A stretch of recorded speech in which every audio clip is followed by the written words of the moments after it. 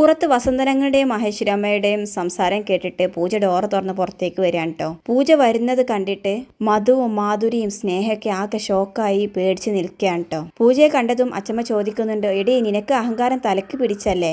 ഞാൻ ഈ വീട്ടിൽ വന്നിട്ട് എത്ര നേരമായി? ഞാൻ വന്നത് നീ അറിഞ്ഞു കാണുമല്ലോ.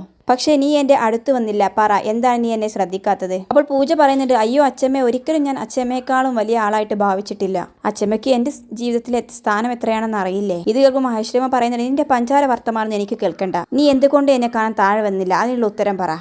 നിനക്ക് അഹങ്കാരം കൂടി. അതെ, നിന്റെ ഈ രീതിയിൽ നിന്ന് വ്യക്തമാണ്. അർജുനെ ജയിലിൽ നിറക്കിയതോടെ നീ അങ്ങ് വലിയ ആളായെന്ന് തോന്നൽ നിനക്കുണ്ടാകും. പൂജ അയ്യോ എന്നൊക്കെ പറയാട്ടോ. പ്രശ്നങ്ങൾ കൂടുതൽ വഷളാകുമെന്ന് ആലോചിച്ചിട്ട് വസന്തൻ അയ്യോ അമ്മ എനിക്ക് മാപ്പ് തരണം എന്ന് പറഞ്ഞിട്ട് വീണ്ടും മഹേശ്വരമ്മയുടെ കാലിൽ വീഴാട്ടോ. ഇതൊക്കെ കണ്ടു നിൽക്കുന്ന സ്നേഹയും എന്തെങ്കിലും ഒന്ന് ചെയ്യണം എന്ന നിലയ്ക്ക് അവളും ഓടി വരികയാണ്. പൂജേച്ചി ഇവിടെ നിൽക്കുമായിരുന്നു. പൂജേച്ചി വന്ന് അർജുൻ സാർ വിളിക്കുന്നുണ്ട് എന്ന് സ്നേഹ പറയാട്ടോ. സാറിന് എന്തോ ഒരു കേസിന്റെ കാര്യം പറയണം, അത് മെയിൽ ചെയ്യണമായിരുന്നു.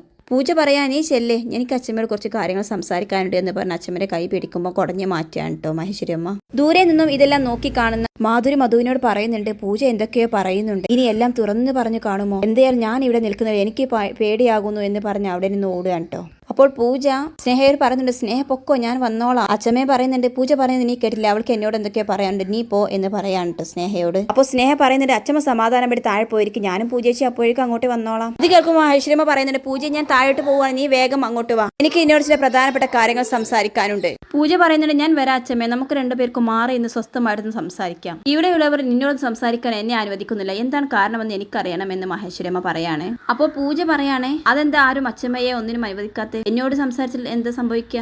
അച്ഛമ്മ ഈ വീട്ടിലെ പ്രധാനപ്പെട്ട ആളാണ്, അച്ഛമ്മ കഴിഞ്ഞ ഇവിടെ ആർക്കും സംസാരിക്കാനുള്ള അധികാരമുള്ളൂ. അപ്പോൾ സ്നേഹയും അതെ അതെ എന്ന് ഏറ്റു പറയാം. വീണ്ടും അച്ഛമ്മ പറയുന്നുണ്ട്, മാധുരിയും മധുവും ഉൾപ്പെടെ ആരും എന്നോട് ഇവിടെ സംസാരിക്കാൻ അനുവദിക്കുന്നില്ല. ഞാൻ അങ്ങോട്ട് പോകുമ്പോൾ അവർ ഇങ്ങോട്ട് ചാടും, ഞാൻ ഇങ്ങോട്ട് വരുമ്പോൾ അവർ അങ്ങോട്ട് ചാടും. അപ്പോൾ സ്നേഹ പറയുന്നുണ്ട്, അമ്മക്ക് ഒരുപാട് ജോലി തിരിക്കണം, അതിന്റെ വെപ്രാളമായിരിക്കും. അപ്പോൾ സ്നേഹയോട് പറയാൻ കേട്ടോ, ഇനിയും മുഖം തരുന്നില്ല. വസന്തനെ കാണിച്ചിട്ട് പറയുന്നുണ്ട്, ഇവരാണെങ്കിലോ പിച്ചും പയ്യും പറയുകയാണ്. അപ്പോൾ പൂജ അച്ഛമ്മ ചെല്ലി, ഞാൻ ഇപ്പോൾ വരാം എന്ന് പറഞ്ഞ് അച്ഛമ്മയെ താഴേക്ക് ഇറക്കി വിടുകയാണ് കേട്ടോ. ശേഷം പൂജ സ്നേഹ ചോദിക്കുന്നുണ്ട്, അജുവേട്ടൻ മെയിൽ അയക്കാൻ പറഞ്ഞിരുന്നോ? സ്നേഹ പറയുന്നുണ്ട്, സത്യത്തിൽ അർജുൻ സാർ ഒന്നും പറഞ്ഞില്ല, പൂജേച്ചി ഇങ്ങനെ പറയുന്നത് ഒന്ന് തടയണം, അതിന് വേണ്ടിയിട്ടാണ് ഞാൻ മെയിലിന്റെ കാര്യമൊക്കെ പറഞ്ഞത്. പിന്നീട് കാണിക്കുന്ന കിച്ചണാണ്. അവിടെ ഓടി വന്ന് മാധുരി ഇരിക്കുകയാണ്. അയ്യോ ദൈവമേ, എനിക്കൊന്നും വയ്യേ, എനിക്ക് ടെൻഷൻ അടിച്ചിട്ട് വയ്യേ. പിന്നാലെ തന്നെ മധുവും ഓടി വരികയാണ് കേട്ടോ. വസന്തന് നിലവിളി കിടഞ്ഞ് അമ്മ തല്ലിയോ വസന്തനെ? മധു പറയുന്നുണ്ട്, അയ്യോ ഇനി മഞ്ജന ചേച്ചിയെ കൊണ്ടുവന്ന് വസന്തനേട്ടനാന്ന് കരുതി തല്ല് കിട്ടിയോ? അയ്യോ എനിക്ക് വയ്യേ, അരച്ച് പേടിയാവുന്നു എന്നൊക്കെ പറഞ്ഞ് ഇരുന്നിടത്ത് നിന്ന് എണീറ്റിട്ട് മാധുരി അങ്ങോട്ടും ഇങ്ങോട്ടും നടക്കുകയാണ്. മധു ചോദിക്കുന്നു, ചേച്ചി ഞാനൊരു കാര്യം പറയട്ടെ, നമുക്ക് അമ്മയെ കണ്ട് എല്ലാം അങ്ങ് തുറന്ന് പറഞ്ഞാലോ? അയ്യടാ ഞാനില്ല എന്ന് മാധുരി പറയാം കേട്ടോ. അപ്പോൾ കനകേച്ചി അങ്ങോട്ട് ഓടി വരികയാണ് കേട്ടോ. എന്താ ചേച്ചി എന്ന് ചോദിക്കുകയാണ്. എല്ലാവരും ഇവിടെ ഒളിച്ചും പാത്തും കറങ്ങി നടക്കുകയാണ്, എനിക്ക് വയ്യ ഇങ്ങനെയൊന്നും നടക്കാൻ. മനുഷ്യൻ ഇവിടെ സമാധാനമായിട്ട് ജീവിക്കേണ്ടേ? കാര്യം അമ്മയൊക്കെ തന്നെയാണ്, പക്ഷെ ഇവരെ സമാധാനം കിട്ടിയില്ലെങ്കിൽ എന്റെ സ്വഭാവം മാറും എന്നൊക്കെ കനകേച്ചി പറയാം കേട്ടോ. അപ്പൊ മാധുരി മധുവിനോട് പറയുന്നത്, എന്നാലും എന്റെ മധു നീയൊക്കെ കാണിച്ചത് ഒരു കൊലച്ചത് തന്നെ ആയിപ്പോയി. മധു പറയാൻ, ചേച്ചി സമാധാനമായി ഇരിക്കും, എല്ലാം ഒന്ന് കലങ്ങി തെളിയും. അപ്പോൾ കനകേച്ചി പറയുന്നുണ്ട്, കലങ്ങി തെളിയുമ്പോഴേക്കും എല്ലാവരും ഇവിടെ ജീവിച്ചിരിപ്പുണ്ടായാലും മതിയായിരുന്നു, എന്റെ ദൈവമേ ഒരു മനസ്സമാധാനം കിട്ടുന്നില്ല എന്ന് പറഞ്ഞ് മാധുരി കരയാണ് കേട്ടോ. പിന്നീട് കാണിക്കുന്നത് അച്ഛമ്മ സ്നേഹയോട് ചോദിക്കുന്നുണ്ട്, ആ വസന്തൻ എന്താ സംഭവിച്ചത്? അവനെ ആരെയെങ്കിലും ഒന്ന് കൊണ്ടുപോയി കാണിക്കോ? ഇവിടെയുള്ളവർക്കൊക്കെ എന്താ പറ്റിയത്? ഈ വീട്ടിൽ എന്തൊക്കെയോ സംഭവിക്കാൻ പോകുന്നുണ്ട്. അപ്പോൾ സ്നേഹ പറയുന്നത്, അച്ഛമ്മ ആ മുറിയിൽ ചെന്ന് അടച്ചിരിക്കും, 2 ദിവസത്തേക്ക് പുറത്തിറങ്ങണ്ട. അപ്പോഴേക്കും വസന്തൻ അമ്മയെ എന്ന് വിളിച്ച് ഓടി വന്നിട്ട് വീണ്ടും മഹേശ്വരമ്മയുടെ കാല് വീഴാണ്ട് മാപ്പ് താ അമ്മയെ, മാപ്പ് താ എന്ന് പറഞ്ഞ് കരയാൻ കേട്ടോ. സ്നേഹയും മഹേശ്വരമ്മയും ഒരുപാട് എന്താ വസന്തനായിട്ട് ഈ കാണിക്കുന്നത്, എണീക്ക് എന്നൊക്കെ പറയാണ്. എന്തിനാടാ നീ എന്റെ പുറകെ മാപ്പ് ചോദിച്ച് നടക്കുന്നത്? ഇവനെ ഒന്ന് കൊണ്ടുപോയി ഡോക്ടറെ കാണിക്കാൻ പറ എന്ന് സ്നേഹയോട് പറയാണ്. എണീക്കടാ അങ്ങോട്ട് എന്ന് പറഞ്ഞ് വസന്തനെ എണീപ്പിക്കുകയാണ്. എന്റെ കാല് മാപ്പ് ചോദിച്ച് അത് ഒടിച്ചു എന്ന് പറഞ്ഞിട്ട് മഹേശ്വരം അവിടെ നിന്നും പോവാൻ കേട്ടോ. അവിടെ നടക്കുന്ന കാര്യങ്ങളും അറിയാത്ത മധുവും മാധുര്യം കൂടിയും സ്റ്റെപ്പിന്റെ അടുത്ത് നിന്ന് മുകളിലേക്ക് അങ്ങോട്ടും ഇങ്ങോട്ടും നോക്കി നടക്കാൻ. എന്റെ മധു പൂജ അച്ഛമ്മയോട് എല്ലാ കാര്യങ്ങളും പറഞ്ഞിട്ടുണ്ട്, ആകെ പേടിയാവുന്ന ഇനി എന്തൊക്കെ ഇവിടെ നടക്കാൻ പോകുന്നത് എന്ന് പറഞ്ഞ് വെപ്രാളപ്പെടുകയാണ് കേട്ടോ. എന്നിട്ട് പറയുന്നുണ്ട്, മധു ഞാൻ ആദ്യമേ ചെന്ന് അമ്മയോട് അങ്ങ് മാപ്പ് ചോദിക്കുക, അമ്മ മാപ്പ് തന്നില്ലെങ്കിൽ ഞാൻ ഈ വീട് വിട്ട് ഇറങ്ങി പോകും. അപ്പോൾ മധു പറയുന്നുണ്ട്, മാധുരി ചേച്ചി വരട്ടെ, അമ്മ എന്താ പറയുന്നത് നമുക്ക് നോക്കാം. അപ്പോഴാണ് കേട്ടോ മഹേശ്വരിയമ്മ താഴേക്ക് ഇറങ്ങി വരുന്നത് അവർ കാണുന്നത്. അപ്പോൾ മാധുരി മഹേശ്വരമ്മയുടെ കൈ പിടിച്ചിട്ട്, അമ്മ എന്നോട് ക്ഷമിക്കണം, ഞാൻ അറിയാതെ ചെയ്തു പോയതാണ്, അമ്മ എന്ത് ശിക്ഷ തന്നാലും ഞാൻ അത് വാങ്ങാൻ തയ്യാറാണ്, അമ്മയെ പറ്റിക്കാൻ വേണ്ടിയിട്ടല്ല ഞാൻ ഇതൊന്നും ചെയ്തത്. ഇതൊക്കെ കേൾക്കുമ്പോൾ മഹേശ്വരം ഒന്നും മനസ്സിലാവാതെ അങ്ങോട്ടും ഇങ്ങോട്ടും നോക്കുന്നുണ്ട്. എന്നിട്ട് മധുവിനെയും കനകേശിനെയും വിളിക്കുകയാണ് കേട്ടോ മാധുരി. അപ്പോൾ മധു അടുത്തോട്ട് എന്ന് പറയുന്നത്, സത്യമാണ് അമ്മ, മാധുരി ചേച്ചി ഒന്നും അറിഞ്ഞിട്ടില്ല, അമ്മ കഴിഞ്ഞിട്ട് മാധുരി ചേച്ചിക്ക് ഈ ഭൂമിയിൽ വേറെ എന്തുമുള്ളൂ, അമ്മ വേണമെങ്കിൽ എന്നെ ശിക്ഷിച്ചു, അമ്മയുടെ മകൾ എന്ന നിലയിൽ ഞാൻ എന്തും സഹിക്കാൻ തയ്യാറാണ്, പക്ഷെ മാധുരി ചേച്ചി അങ്ങനെ ചെയ്യരുത് എന്നൊക്കെ പറയാം കേട്ടോ. അപ്പോൾ മാധുരി പറയുന്നത്, എനിക്ക് വയ്യ അമ്മ, മനസ്സിന്റെ ഈ സമ്മർദ്ദം ഇങ്ങനെ താങ്ങാം, അതുകൊണ്ടാണ് ഞാൻ എല്ലാം തുറന്ന് പറയുന്നത് എന്ന് പറയുമ്പോൾ മഹേശ്വരമ്മ എന്ന് ചോദിക്കുകയാണ് കേട്ടോ. നിങ്ങൾ എല്ലാവരും കൂടി എന്നെ മണ്ടിയാക്കുകയാണോ? വസന്തൻ വന്ന് ക്ഷമ ചോദിച്ചു. ഇപ്പോൾ നിങ്ങൾ രണ്ടുപേരും വന്ന് ക്ഷമ ചോദിക്കുന്നു. എന്താണിത്? എന്റെ കണ്ണിൽ പെടാതെ മാറി നിൽക്കലേ, ഓടിക്കളയിലെ, ഇപ്പോൾ വെപ്രാളം കാണിക്കലേ, എന്തൊക്കെയാണ് ഇവിടെ നടക്കുന്നത്? ഇതെല്ലാം കേൾക്കുമ്പോൾ മധുവും മാധുരിയും കൂടി പരസ്പരം മുഖത്തേക്ക് നോക്കുകയാണ്. എന്നിട്ട് മധു ചോദിക്കുകയാണ്, അപ്പൊ അമ്മ ഒന്നും അറിഞ്ഞില്ലേ? അപ്പോൾ മഹേശ്വരിയമ്മ പറയുന്നത്, ഞാനെല്ലാം അറിഞ്ഞു. ഇത് കേൾക്കുമ്പോൾ വീണ്ടും അവർ ഷോക്കാകുകയാണ്. അപ്പോൾ മധു ചോദിക്കുക, അല്ല അമ്മ അവിടെ ആരെങ്കിലും കണ്ടു? അപ്പോൾ മഹേശ്വരിയമ്മ ചോദിക്കുന്നത്, എന്തോന്ന് കണ്ടെന്ന്? മധു പറയാൻ, അല്ല അവിടെ മുറിയില് ആരെങ്കിലും കണ്ടായിരുന്നോ? നിങ്ങൾക്ക് എന്താ വട്ടുപിടിച്ചോ? ഞാൻ പൂജയെ കാണാനല്ലേ മുകളിലേക്ക് പോയത് എന്ന് മഹേശ്വരിയമ്മ ചോദിക്കുകയാണ്. പൂജ തന്നെയാ പറഞ്ഞത് അവൾ ഇങ്ങോട്ടേക്ക് വരാമെന്ന്. ഇത് കേട്ടപ്പോൾ മധുവിനും മാധുർക്കും ഭയങ്കര ആശ്വാസമാവട്ടെ. അവൾ ചിരിക്കുകയാണ്. ഒരുപാട് കാര്യങ്ങൾ എനിക്ക് സംസാരിക്കാനുണ്ടായിരുന്നു, പക്ഷെ ആരും എനിക്കങ്ങ് പിടി തരുന്നില്ല, എനിക്കൊന്നും അങ്ങ് മനസ്സിലാകുന്നില്ല എന്ന് പറയുമ്പോൾ മാധുവിന് ആശ്വാസമായി. അപ്പോൾ അങ്ങോട്ടേക്ക് സ്നേഹയും വസന്തനും ഇറങ്ങി വരികയാണ്. ഇവിടെ എന്തൊക്കെയാണ് നടക്കുന്നത്, എനിക്കൊന്നും മനസ്സിലാകുന്നില്ല എന്ന് പറഞ്ഞു. സ്നേഹം, ഒന്നുമില്ല അച്ഛമ്മേ, ഞാനേ മുറിയിൽ കാണും, പൂജയോട് അങ്ങോട്ടേക്ക് വരാൻ പറയുന്ന പറഞ്ഞ് മഹേശ്വരിയമ്മ അങ്ങോട്ട് പോവാൻ നിൽക്കണ്ട. അപ്പോഴാണ് സ്റ്റെപ്പ് ഇറങ്ങിയിട്ട് അഞ്ജനാമ്മ അങ്ങോട്ടേക്ക് വരുന്നത് കേട്ടോ. എന്നിട്ട് സ്നേഹമോളെ ഒന്ന് വരുമോ എന്ന് ചോദിക്കാൻ കേട്ടോ. ഇത് കേട്ട് അവർ 4 പേരും പിന്നോട്ട് നോക്കുമ്പോൾ അഞ്ജനയെ കാണുകയാണ്. 4 പേരും ഒന്നിച്ച് ഷോക്കായി നിൽക്കുകയാണ്. കൈക്കൊണ്ട് അങ്ങോട്ട് കയറി പൊക്കോ എന്ന രീതിയിൽ 4 പേരും ആക്ഷൻ കാണിക്കുകയാണ്. അപ്പോഴാണ് അഞ്ജന ഒന്നുകൂടെ അവരെ നോക്കിയത്. അപ്പോഴാണ് മഹേശ്വരിയമ്മയെ അവിടെ കാണുന്നത്. ഇത് കണ്ടത് അഞ്ജന ആകെ പേടിച്ച് നെട്ടി നിൽക്കുകയാണ്. അതേസമയം റൂമിലേക്ക് പോയ മഹേശ്വരിയമ്മ ഈ സൗണ്ട് കേട്ടിട്ട് അവിടെ നിൽക്കുകയാണ്. എന്നിട്ട് പുറകോട്ട് തിരിഞ്ഞു നോക്കിയാണ്. അപ്പോൾ അവർ 4 പേരെയും ഷോക്കായി നിൽക്കുന്ന രീതിയിലാണ് കാണുന്നത്. ഇത് ആരുടെ ശബ്ദമാണ് കേട്ടതെന്ന് ചോദിക്കുക. അപ്പോൾ അവർ പരസ്പരം അങ്ങോട്ടും ഇങ്ങോട്ടും ചൂണ്ടി നിൽക്കാൻ കേട്ടോ. തൊട്ടു ബാക്കിൽ സ്റ്റെപ്പിന്റെ മുകളിൽ നിൽക്കുന്ന അഞ്ജനയെ മഹേശ്വരിയമ്മ കണ്ടിട്ടില്ല.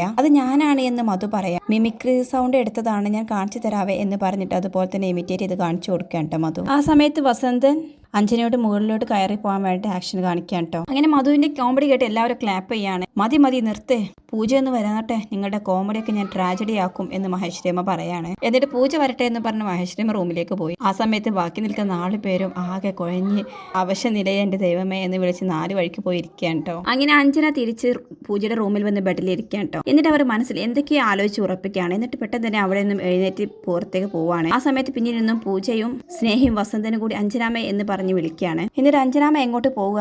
വാ നമുക്ക് മുറിക്കകത്തിരിക്കാമെന്ന് പറഞ്ഞ് കൈ പിടിച്ച് വലിക്കുമ്പോൾ അഞ്ജനാമ വിട് എന്ന് പറഞ്ഞ് നിർത്തുകയാണ്. ആന്റി ഇപ്പോൾ തെക്കാൻ താഴേക്ക് പോണ്ട എന്ന് സ്നേഹയും പറയാണ്. അപ്പോൾ അഞ്ജന പറയാണ്, മോളെ ഞാൻ സത്യം പറയാം, അവിടെ ആശുപത്രിയിൽ കിടന്നപ്പോൾ ഞാൻ രോഗിയാണ് എന്ന തോന്നലേ എന്റെ മനസ്സിലുണ്ടായിരുന്നുള്ളൂ. ഇവിടെ ഇപ്പോൾ അങ്ങനെയല്ല, ഒരു തടവുകാരി എന്ന തോന്നലാണ്. നിങ്ങൾ എന്നോട് കാണിക്കുന്ന സ്നേഹവും കരുതലും ഒക്കെ എനിക്കറിയാം, അതെന്നെ മനസ്സിൽ ഓർമ്മിച്ച് തന്നെയാണ് ഞാൻ പറയുന്നത്. കാര്യങ്ങളൊക്കെ ഒന്ന് സംസാരിച്ച് തീരുമാനിക്കണം മോളെ. അപ്പോൾ സ്നേഹ പറയുന്നുണ്ട്, അങ്ങനെയാണെങ്കിൽ 2 ദിവസം കൂടി കഴിയട്ടെ, 2 ദിവസം കൂടി ആന്റി മുറിയിലിരിക്കണം എന്ന് പറയുമ്പോൾ പൂജയും പറയാണ്, അതെ അമ്മേ, ഞാൻ സംസാരിച്ച് ശരിയാക്കാം, ഞാൻ നിങ്ങളുടെ അച്ഛനോട് സംസാരിക്കാം എന്നൊക്കെ അഞ്ജന പറയാൻ കേട്ടോ. അയ്യോ അമ്മേ, അത് വേണ്ട എന്ന് പൂജ പറയാണ്. എന്തായാലും ഞാൻ ഇവിടെയുള്ളത് ഇനി അധികകാലം ഒളിച്ചു വെക്കാൻ പറ്റില്ല, ശിക്ഷയെല്ലാം ഞാൻ ഏറ്റെടുത്തോളാം. ഈ വീടിനും നിങ്ങൾക്കും എനിക്കും ഒന്നും ഒരു പ്രശ്നവും ഉണ്ടാവാതിരിക്കാനാണ് ഞാൻ ഈ പറയുന്നത്. ഞാൻ പറയുന്നത് എന്ന് കേൾക്ക് എന്നൊക്കെ പൂജ പറഞ്ഞിട്ടും ഒന്നും പറയണ്ട എന്ന് പറഞ്ഞ് തട്ടി മാറ്റിയിട്ട് അഞ്ജനാമ്മ താഴേക്ക് പോകുവാണ് കേട്ടോ. എന്ത് വന്നാലും അഞ്ജനാന്റിയെ അച്ഛമ്മ കാണാൻ പാടില്ല, അതുകൊണ്ട് തന്നെ അഞ്ജനാന്റിയെ തടയണം എന്ന് സ്നേഹ പറഞ്ഞ് പൂജയും സ്നേഹയും പിന്നാലെ ഓടുകയാണ് കേട്ടോ. അവിടെ താഴെ അച്ഛമ്മയാട്ടെ പൂജ വരുന്നുണ്ടോ എന്ന് മുറിയുടെ ഡോറിന്റെ അടുത്ത് നിന്നും അങ്ങോട്ടും ഇങ്ങോട്ടും നോക്കുന്നുണ്ട്. താഴെ അഞ്ജന എത്തുമ്പോൾ പൂജ പിന്നാലെ ചെന്ന്, അമ്മയെ പോകരുത്, ഞാൻ അപേക്ഷിക്കുകയാണ്. അപ്പോൾ അഞ്ജന പറയുന്നുണ്ട്, മോൾ എന്നെ തടയരുത്, എനിക്ക് ഇവിടെയുള്ള നിങ്ങളുടെ അച്ഛനെയും അമ്മയും എല്ലാവരെയും കണ്ട് കാര്യങ്ങൾ സംസാരിക്കണം എന്ന് പറഞ്ഞ് അഞ്ജന അച്ഛമ്മയുടെ അടുത്തേക്ക് പോവാൻ കേട്ടോ. അവിടെ ഹാളിലാകട്ടെ അച്ഛമ്മ ടേബിളിന്റെ അടുത്ത് വന്നിട്ട് ഗ്ലാസ്സിൽ വെള്ളം ഒഴിച്ച് മരുന്ന് കുടിക്കുകയാണ്. ആ സമയത്താണ് അഞ്ജന അമ്മേ എന്ന് വിളിക്കുന്നത്. ആ മധു, ഞാൻ നിന്നോടൊരു കാര്യം പറയാനിരിക്കുകയായിരുന്നു എന്ന് പറഞ്ഞ് തിരിഞ്ഞു നോക്കിയതും അഞ്ജനയെ കാണാൻ കേട്ടോ. അവരെ കണ്ടതും അച്ഛമ്മക്ക് ദേഷ്യം ഇരച്ച് കയറുകയാണ്. കണ്ണുകളൊക്കെ വിടർന്നു നിൽക്കുകയാണ്. കയ്യിൽ ദേഷ്യം കൊണ്ട് അവർ അമർത്തി പിടിക്കാൻ. എന്നിട്ട് ചോദിക്കുന്നുണ്ട്, എടി മൂദേവി, നീ എങ്ങനെ ഇവിടെ വന്നു? ഇവിടെ ആരുമില്ല. എടി പൂജ, മധു, മാധുരി, വസന്ത, സ്നേഹ എന്നൊക്കെ വിളിക്കാൻ അച്ഛമ്മ. എല്ലാവരും ഹാളിലേക്ക് ഓടിക്കൂടാണ്. അഞ്ജനയെയും അച്ഛമ്മയെയും കണ്ട് എല്ലാവരും ആകെ ഷോക്കായി പിന്നോട്ട് തന്നെ നിൽക്കാൻ. ഇനി എന്ത് സംഭവിക്കുമെന്നറിയാതെ മാധുരിയും മധുവൊക്കെ ടെൻഷനായി നിൽക്കുകയാണ്. എന്നിട്ട് അച്ഛമ്മ അഞ്ജനയുടെ അടുത്തേക്ക് നടന്നു പോകുന്നു. നിനക്ക് ഈ വീട്ടിൽ കാലുകുത്താൻ എങ്ങനെ ധൈര്യം വന്നടി എന്ന് പറഞ്ഞ് കൈ ഉയർത്തി അഞ്ജനയെ അടിക്കാൻ നിൽക്കുകയാണ്. ആ സമയത്ത് പൂജ അച്ഛമ്മയുടെ കൈ തടയാൻ, ഞാൻ അച്ഛമ്മയുടെ കൊച്ചുമോൾ തന്നെയാ, ഇവിടെ എനിക്കും ചില അവകാശങ്ങളൊക്കെ ഉണ്ട്, ആ അവകാശം വെച്ചിട്ട് തന്നെയാണ് ഞാൻ അഞ്ജനാമ്മയെ ഇങ്ങോട്ടേ കൊണ്ടുവന്നത്. ആർക്കും ഒരു ഉപദ്രവം ഉണ്ടാക്കാൻ വേണ്ടിയല്ല അഞ്ജനാമ്മ വന്നത്, മറിച്ച് ഈ വീട്ടിലെ എല്ലാ പ്രശ്നങ്ങൾക്കും ഒരു പരിഹാരം കണ്ടെത്താൻ വേണ്ടി കൂടിയായിരുന്നു. പക്ഷെ അച്ഛമ്മ ചെയ്തതോ, അവിടെ എന്റെ വീട്ടിലേക്ക് കൊണ്ടുവന്നപ്പോൾ അച്ഛമ്മ അഞ്ജനാമ്മയെ തല്ലിയിറക്കി, ആവുന്നിടത്തോളം അവരെ അപമാനിച്ചു. പിന്നീട് എങ്ങോട്ട് കൊണ്ടുപോകണമെന്ന് ഒരു വഴിയില്ലാതെ നിൽക്കുമ്പോഴാണ് ഞാൻ ഇങ്ങോട്ടേക്ക് കൊണ്ടുവന്നത്. അച്ഛമ്മ എന്നോട് ക്ഷമിക്കണം. ഇത് കേൾക്കും മഹേശ്വരിയമ്മ പറയാണ്, നീ ചെയ്യുന്നതല്ല ചെയ്തു വെച്ചിട്ട് ധിക്കാരം പറയുന്നോടെ അഹങ്കാരി എന്നൊക്കെ വിളിക്കാണ്ട പൂജയെ. ഇപ്പോഴാണ് ഞാൻ ഇവിടെ വന്ന് കയറിയപ്പോൾ നിങ്ങളുടെയൊക്കെ ചുറ്റിക്കളി എനിക്ക് മനസ്സിലായത്. എന്നെ ഒരു മണ്ടിയാക്കി നിങ്ങളൊക്കെ ഇവിടെ ഒളിച്ചു കളിഞ്ഞ് അങ്ങനെ കഴിയാമെന്ന് വിചാരിച്ചു അല്ലേ? ഇപ്പോൾ ഇറങ്ങിക്കോണം ഇവിടെ എല്ലാവരും. എന്റെ വാക്ക് അനുസരിക്കാത്തവർ ഇനി ഈ വീട്ടിൽ നിൽക്കരുത്. ഈ നിമിഷം ഇവളെ ഈ വീട്ടിൽ നിന്നും ഇറക്കി വിടണം. അപ്പോൾ പൂജ പറയുന്നുണ്ട്, അങ്ങനെ പറ്റില്ല അച്ഛമ്മേ, ഞാൻ അഞ്ജനാമ്മക്ക് ഉറപ്പും വാക്കും കൊടുത്തിട്ടാണ് ഇങ്ങോട്ടേക്ക് കൊണ്ടുവന്നത്. അവരുടെ ജീവിതം സുരക്ഷിതമാക്കേണ്ടത് ഇപ്പോൾ എൻ്റെ ഉത്തരവാദിത്തമാണ്. അങ്ങനെ തോന്നുന്നവർക്ക് തോന്നുമ്പോൾ ഇറക്കി വിടാൻ വേണ്ടിയിട്ടല്ല ഞാൻ അവരെ ഇങ്ങോട്ടേ കൊണ്ടുവന്നത്. ഞാൻ അവരെ ഇവിടെ നിർത്തുക തന്നെ ചെയ്യും. എന്തായാലും അജുവേട്ടൻ വരട്ടെ, എന്നിട്ട് കാര്യങ്ങൾക്കെല്ലാം ഒരു തീരുമാനമുണ്ടാക്കാം. അച്ഛമ്മ ഇപ്പോൾ ഈ ദേഷ്യമെല്ലാം മാറ്റിവെച്ചു ഒന്ന് നന്നായിട്ട് ആലോചിക്കുക. എല്ലാം ശരിയാവും അച്ഛമ്മേ. എല്ലാത്തിനും ഒരു പരിഹാരം ഉണ്ടാക്കാനാണ് ഞാനും അജുവേട്ടനും മധുവാൻ്റെയും കൂടി ഇങ്ങോട്ടേ കൊണ്ടുവന്നത് അഞ്ജനമ്മയെ. അച്ഛമ്മ വിചാരിക്കുന്നത് പോലുള്ള ഒരു പ്രശ്നങ്ങളും ഉണ്ടാവില്ല എന്നൊക്കെ പറയാൻ ഈ പൂജയാണ് വാക്ക് പറയുന്നത് എന്നൊക്കെ പറയാണ്. എനിക്ക് നിന്റെ ഒരു സംസാരവും കേൾക്കണ്ട. ഇവളെ ഈ വീട്ടിൽ നിന്നും ഇറക്കി വിടാൻ നിങ്ങൾക്ക് പറ്റില്ലെങ്കിൽ ഞാൻ ഇനി ഇവിടെ നിൽക്കുന്നില്ല, ഞാൻ ഇറങ്ങുകയാണ് എന്ന് പറഞ്ഞിട്ട് അച്ഛമ്മ അവിടെ നിന്നും ഇറങ്ങാൻ നിൽക്കാൻ കേട്ടോ. അപ്പോൾ മധുവും കനകേച്ചിയും മാധുരിയൊക്കെ വന്നിട്ട് അമ്മ ഇവിടെ നിന്നും പോകരുത്, അമ്മക്കുള്ളത്ര അവകാശം ഈ വീട്ടിൽ വേറെ ആർക്കുമില്ല, എല്ലാത്തിനും നമുക്ക് പരിഹാരം ഉണ്ടാക്കാം, അഞ്ജനെ ഇവിടെ നിന്നും ഇറക്കി വിടാൻ ഞാൻ പറയാം എന്നൊക്കെ മാധുരി പറഞ്ഞ് അച്ഛമ്മയുടെ കാല് പിടിക്കുന്നുണ്ട്. പക്ഷെ അച്ഛമ്മ അവരുടെ എല്ലാം തട്ടി മാറ്റിയിട്ട് അവരിൽ നിന്നും ഇറങ്ങി പോവാൻ കേട്ടോ. ഇതെല്ലാം കണ്ട് ആകെ സങ്കടത്തിലും കരഞ്ഞുകൊണ്ടും നിൽക്കാൻ കേട്ടോ മാധുരിയും മധുവുമെല്ലാം. പൂജയാവട്ടെ എന്ത് ചെയ്യണമെന്ന് അറിയാതെയുള്ള കുറ്റബോധത്തോട് നോക്കി നിൽക്കുകയാണ്. പിന്നീട് കാണിക്കുന്നത് പോലീസ് സ്റ്റേഷനാണ് കേട്ടോ. അവിടെ അഞ്ജനയുടെ ഭർത്താവ് അരവിന്ദ് CA കുമാറിന്റെ മുന്നിലെത്തുകയാണ്. എന്നിട്ട് പറയുന്നുണ്ട്, ഞാൻ അഞ്ജനയുടെ ഭർത്താവ്, അതായത് നന്ദഗോപന്റെ ആദ്യ കാമുകി അഞ്ജന, അവളുടെ ഭർത്താവായിരുന്നു ഞാൻ. അസുഖമായിട്ട് മെന്റൽ ഹോസ്പിറ്റൽ ചികിത്സയിൽ കഴിഞ്ഞിരുന്ന എന്റെ ഭാര്യയെ അവിടെ നന്ദഗോപന്റെ മകൾ പൂജയും അവരുടെ സഹോദരി മധുമിത എന്ന സ്ത്രീയും കൂടിയിട്ട് തട്ടിക്കൊണ്ടു പോന്നിരിക്കുകയാണ്. ഇപ്പോൾ അവൾ എവിടെയാണെന്ന് വിവരം എനിക്കറിയില്ല. അതുകൊണ്ട് സർ ദയവ് ചെയ്ത് ആ പൂജയ്ക്കും അർജുനും നന്ദഗോപൻ മരുണിമക്കുമെതിരെ കേസെടുക്കണം. ഇങ്ങനെയൊക്കെ പറഞ്ഞത് കേൾക്കുമ്പോൾ CA കുമാർ ആകെ സന്തോഷത്തിലാവാൻ കേട്ടോ. എന്തായാലും കഴിഞ്ഞ ദിവസം അർജുൻ എന്നെ തല്ലിയില്ലേ, അവൻ ഇത് വെച്ചിട്ട് തന്നെ നല്ലൊരു പണി കൊടുക്കണം. ഇങ്ങനെ ഒരു പരാതിക്കാനോടോ ഞാൻ ഇതുവരെ കാത്തിരുന്നത്, എനിക്ക് എന്തായാലും സന്തോഷമായി എന്ന് പറയാണ്. അങ്ങനെ CA കുമാറിന്റെ ഭാഗത്തുനിന്നും ഇങ്ങനെ ഒരു സപ്പോർട്ട് കേൾക്കുമ്പോൾ അരവിന്ദിനും സന്തോഷമാകാൻ കേട്ടോ.